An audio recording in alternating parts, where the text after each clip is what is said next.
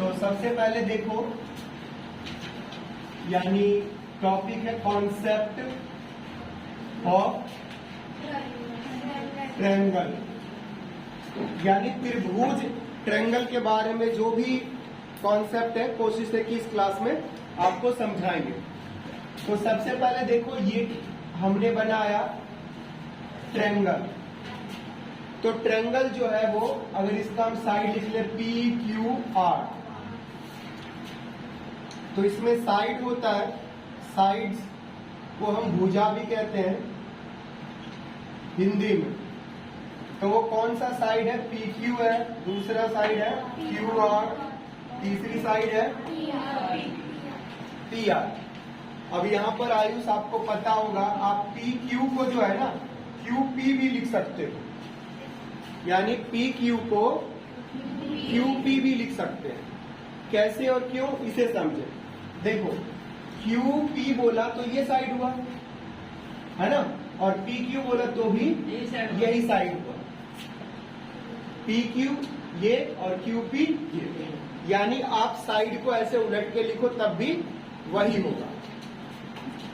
इसके बाद वर्टेक्स होता है, इसमें वर्टेक्स। अब बच्चे सोचो वर्टेक्स क्या होता है, तो एंगल को ही वर्टेक्स कहते हैं, एंगल जिसको कि कोण भी बोलते हैं, और वर्टेक्स को हिंदी में शीर्ष बोलते हैं। तो वर्टेक्स यानी एंगल। तो इसमें एंगल क्या है, तो देखो आपको एंगल है, एंगल P, एंगल Q और अगला एंगल R। अब ये PQR जो एंगल है, इसको अलग अलग तरह से भी हम लिख सकते हैं। अंजलि नहीं दिखाई दे रही है। PQR, रितिका भी नहीं आई है ना, जो रितिका यही बताया है ना, तुम्हारे लिए नाम थोड़ा चेंज कर दिया ताकि थोड़ा नया लगे। PQR, ठीक है। अब देखो, ये PQR जो है, इसको और अलग तरह से कैसे लिख सकते हैं, तो हम एंगल P को लिख सकते हैं रोशन QPR, ये एंगल माना जाएगा QPR। इसी तरह से इसका हम एक और तरीके से लिख सकते हैं RPQ, ठीक है। तो P एंगल सिंपल बोल दिया, लेकिन आप QPR भी बोल सकते हो या RPQ भी बोल सकते हो। जो मिडल में होगा, बीच में होगा, वही माना जाता है एंगल। जो मिडल में होता है, बीच में होता है, वही एंगल माना जाता है। बोलो क्या? Q तो हुआ तो, अरे वाह, QPR लिखा तो, QPR या RPQ या सिंपल P, ठीक है जी। तो अभी हमने आपको क्या बताया, अभी हमने बताया कि एक ट्रायंगल है जिसमें 3 साइड होता है और 3 एंगल होता है, जिसको कि वर्टेक्स कहते हैं। अब इस ट्रायंगल में और भी चीजें होती है, वो समझना है।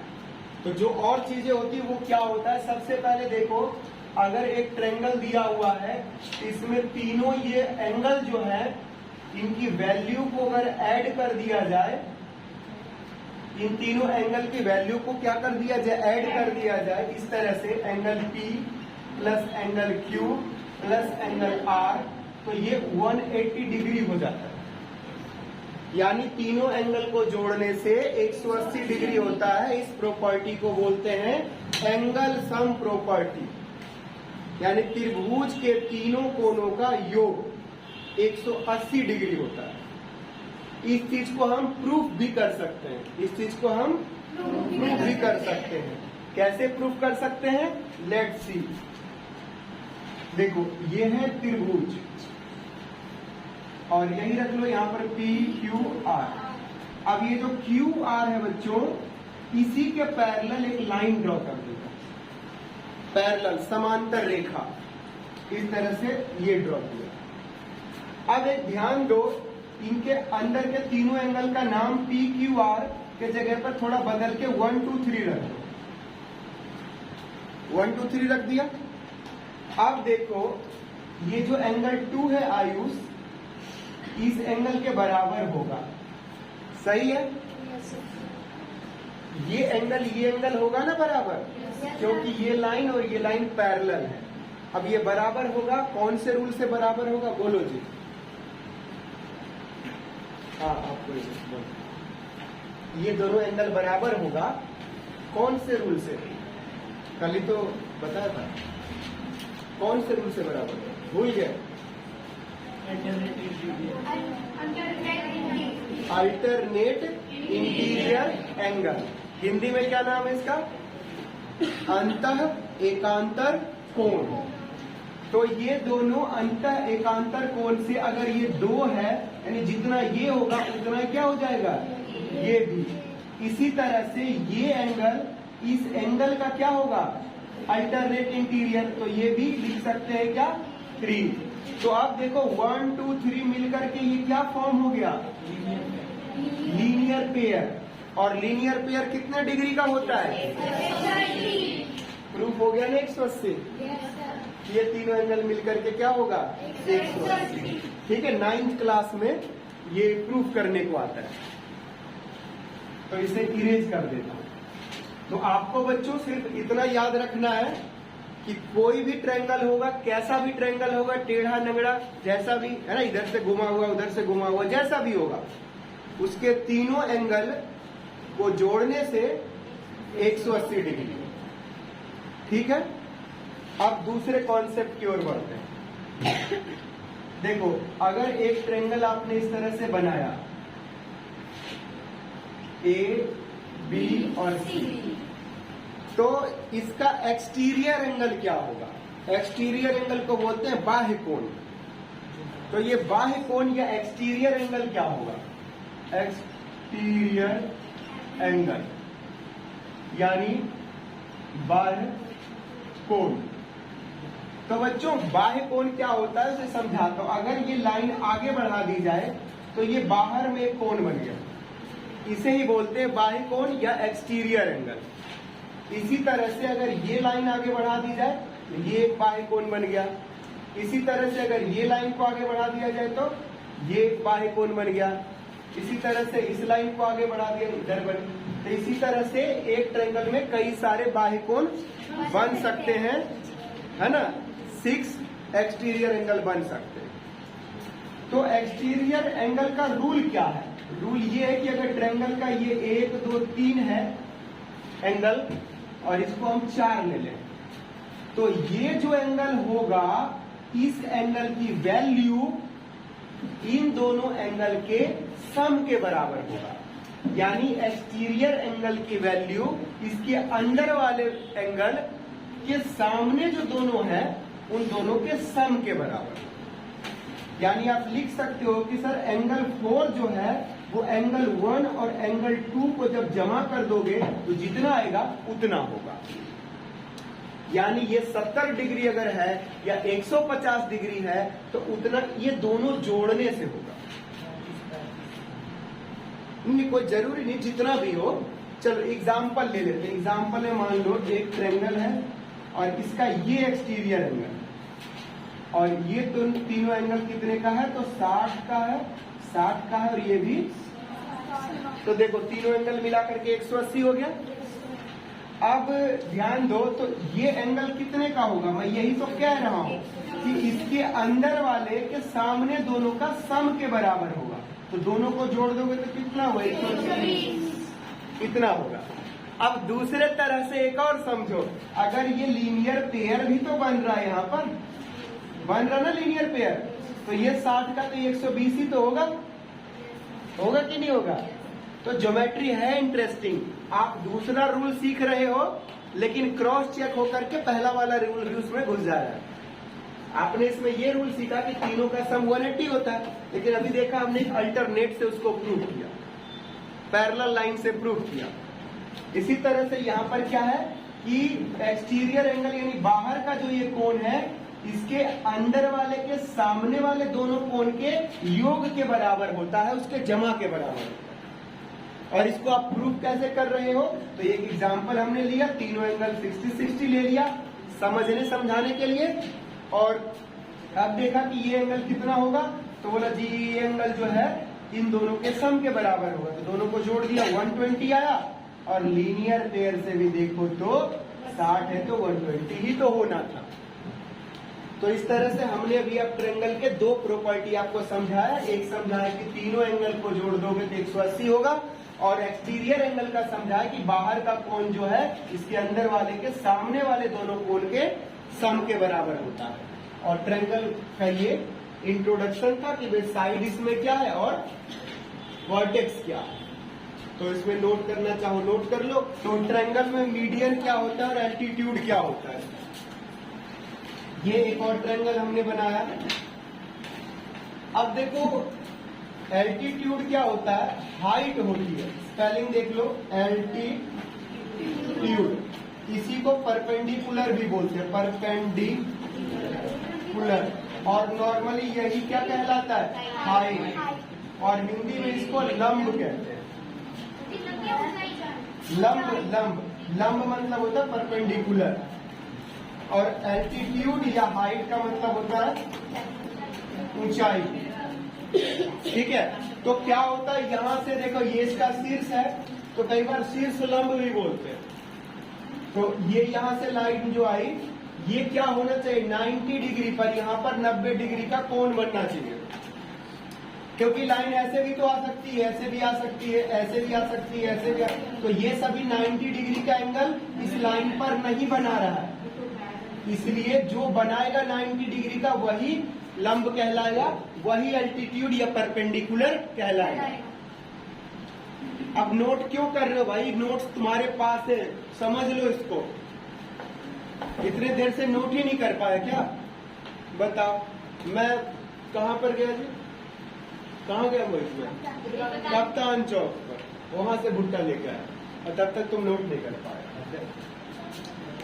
चलो देखो दूसरा ट्रायंगल देखो, ये एक ऐसा ट्रायंगल है जिसमें ये लाइन खुद 90 डिग्री का इस लाइन के ऊपर एंगल बना रही है, तो ये खुद क्या हो गया, इसका हाइट हो गया, यानी परपेंडिकुलर हो गया। ठीक है, और ये लाइन भी इस लाइन पर परपेंडिकुलर होगी, इसको अगर ऐसे कर दें, है ना, तो यानी ऐसे ट्रायंगल में यहां से परपेंडिकुलर ये दोनों खुद है, लेकिन अगर इस वर्टेक्स से इस लाइन पर अगर परपेंडिकुलर डालना हो तो आपको यहां से ये ऐसी लाइन ड्रॉ करनी पड़ेगी, और क्या होनी चाहिए 90 डिग्री का एंगल बनना चाहिए, 90 डिग्री। इसी तरह से यहां से अगर इसके ऊपर एल्टीट्यूड बनाना हो तो यहां से ये ऐसे है, और अगर यहां से बनाना हो तो फिर यहां से भी। बच्चे सोचते हैं सर तब ये यहां से मिल के जाएगी, कोई जरूरी नहीं, आगे पीछे भी एक ही जगह से भी जा सकते, कहीं से भी जा सकते, बस होना क्या चाहिए, इस साइड के ऊपर ये लाइन 90 डिग्री का कोण बनाएगी, तभी हम कहेंगे ये एल्टीट्यूड है। दूसरा कॉन्सेप्ट कह रहा था मीडियन का, है ना, उससे पहले थोड़ा एल्टीट्यूड को और समझो अच्छे से। और क्या समझना, समझना ये है कि एक ट्रायंगल में कितने एल्टीट्यूड हो सकते हैं। तो बताओ ऋतिक, एक ट्रायंगल में कितने एल्टीट्यूड हो सकते हैं? गलत है, 3 हो सकता है। देखो यहां से एक ऐसे हो सकता है, एक यहां से हो सकता है, और एक 3 ही हो सकता है। अब एक ये ट्रायंगल देखो, ये कैसा ट्रायंगल है, ये ट्रायंगल, अब इसका एक एल्टीट्यूड तो यहां से देखो हो गया ये, लेकिन अगर तुम्हें यहां से एल्टीट्यूड लेना है इस लाइन के ऊपर, तो क्या एल्टीट्यूड कभी आएगा 90 का बनेगा कोण? तो इसमें क्या करना पड़ता है, इसको आगे बढ़ा देते हैं, और फिर यहां से देखो ये लिया 90 का, ये बना लेते। तो अगर ऑब्ट्यूज ट्रायंगल है, अधिक कोण त्रिभुज है, तो ऐसे ट्रायंगल में इसका एल्टीट्यूड बाहर बनता है ट्रायंगल से। अगर यहां से एल्टीट्यूड बनाना है तो देखो इस लाइन पर कैसे बनेगा, इस लाइन को आगे बढ़ा देंगे, इस लाइन को आगे,